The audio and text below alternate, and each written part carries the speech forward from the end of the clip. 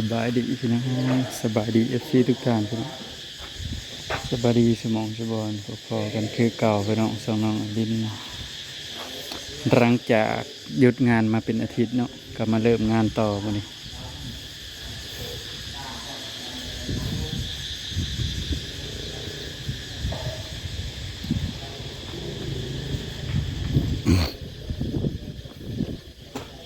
หยุดงานมาอาทิตย์หนึ่งพี่น้องอาทิตย์หนึ่งเต็มๆเลยแล้วก็มาสู่งานต่ออีกพี่น้องอันนี้ฮะไปน้ำลุงเตี้ยไปแล้วกับไฟได้ลุงกลมไฟแซกไงนะน้ำลุงเตี้ยเรียกก็ไฟแสกมาด้วยสิสูบชาติ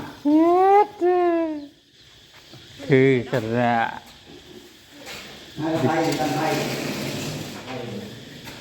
บำรุงปอดวะ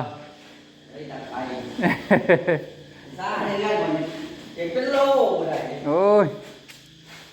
เขาบ่ซื้อดอกเนี่ยพายามเรียนเก่าแล้วสิไปปกเขาซื้อได้เห็ดเป็นทุงขายทุงละ20 บาทนะโอ้ยขายดูต่อเท่าน้อยเดียว1 2 นิ้วนี่ฮะเนื้อหาในกินน้ำเขาห้าวเขาแม่กินบ่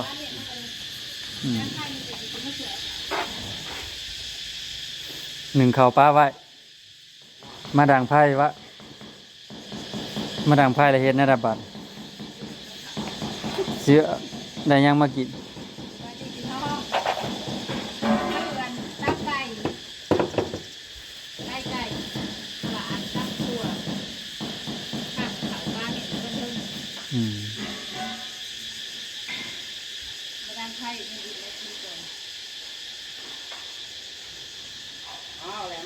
เนี่ยห้ามยังห้ามกระซ้ำนะ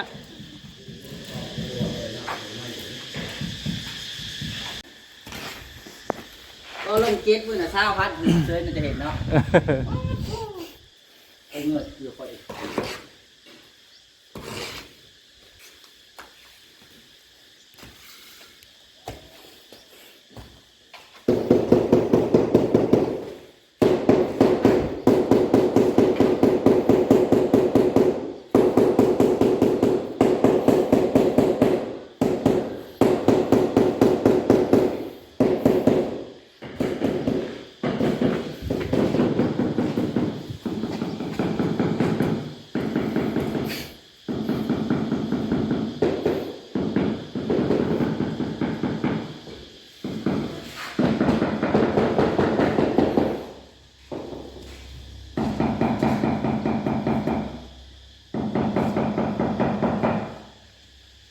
มาได้ผักก่อนรองเท้า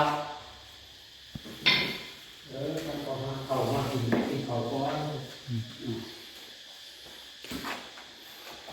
หยุดไปอาทิตย์หนึ่งกลับมาผักกระเบื้องผักขวาเบิดร่อนเบิดโอ้ยมันเป็นอะไรเนาะเฮือนหลังนี่ย่างกับปานนั้นบ่มีอันขีดเลยทั้งพื้นนี่คลึบอยู่ก็ว่าอยู่กรุงเทพกับ10 ล้อนี่10 ล้อแล่นผ่านหยุดแต่ได้นอนในตึก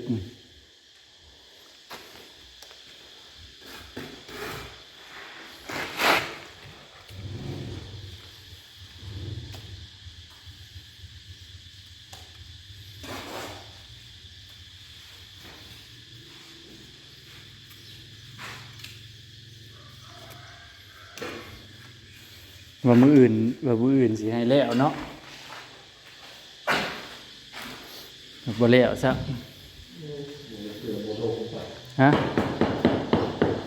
ขับบ่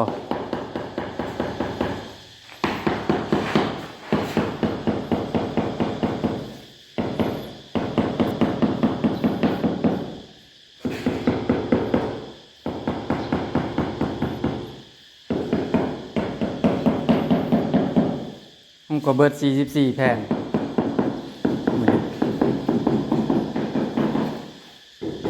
กระเบื้องก็แตกไปกล้องหนึ่งเลย เ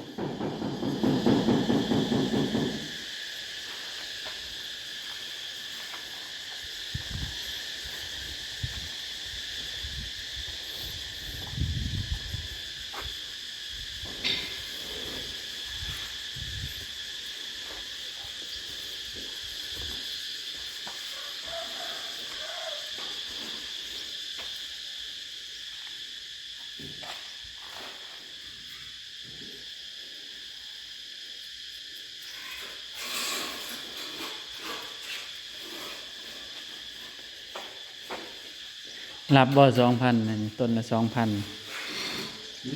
เขาถามว่าอันปลูกมุงนี่เท่าไรเขาอะ มาดิ เด้นี่แหล้วนี่เฮือนแม่อันนี้แม่เฒ่าอันนี้ จะเผาใคร นี่ผูกไปถามเจ้าว่าผู้เล่าใหม่นี่นะน่าว่าปลูกมุงนะเท่าไรล่ะว่า โกงมูลค่า เนี่ยเสา3 ต้นเงินครั่วนะเสา3 ต้นเขาบอกลุงกลมมารับไปเลยแล้วต้นละ2,000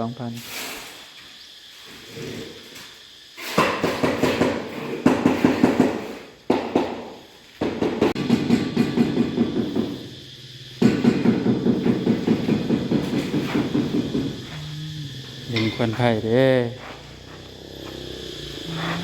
โธ่ได้ยังเนาะแกงหน่อไม้โอ้มีอาหารแซ่บอะเมนูหลักคือแกงหน่อไม้ทีมงานเขาขาดผู้หนึ่งพี่น้องไอ้มัน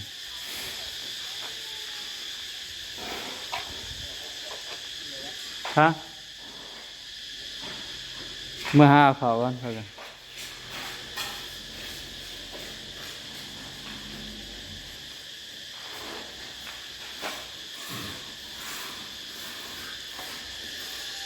เมื่อห้าเอาเขาก่อนที่มีหยังกิน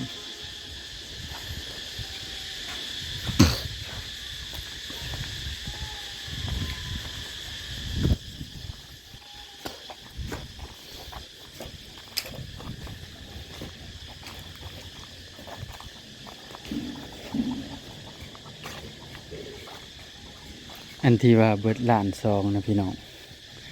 บ่แมนว่ามีแต่เฮือนเนาะบ่แมนว่ามีแต่เฮือนคูณดินนี่ก็เบิดเกือบแสนนะพี่น้อง60,000เลยคูณดินนี่ก็เบิด60,000เลยพี่น้องเอ้ยคูณดินนี่ก็รถละ600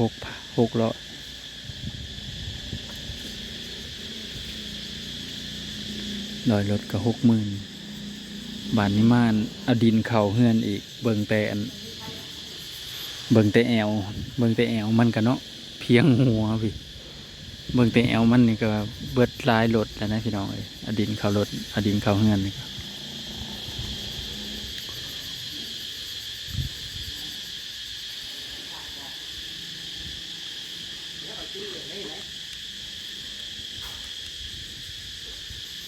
เสาเฮือนก็บ่แม่นว่ามันสิต่ำเลยพี่น้อง8 เมตรแม่นว่าเสาไฟฟ้าน้อยอันโล8 เมตรพุ่นได้นี่นะบ่แม่นว่ามันเสียนะ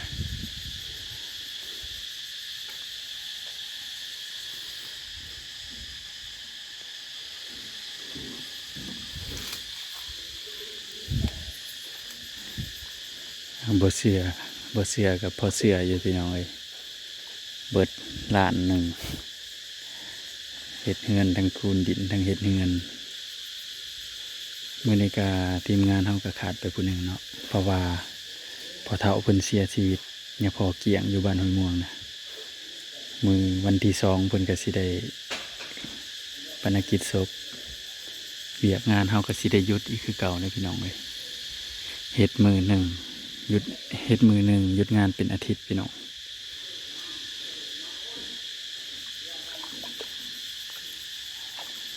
เสียงจักจั่นกระห้องแล้วบ้านเฮาพี่น้องธรรมศาสตร์ดีพี่น้องเลยเสียงนกเสียงจักจั่นห้องจักจั่นกระห้องปีละเทื่อนี่แหละพี่น้อง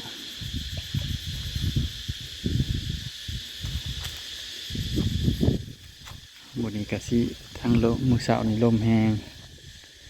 คำมากสวยๆมากกับหอนอยู่หากแต่ลมเย็นอยู่พี่น้องเลย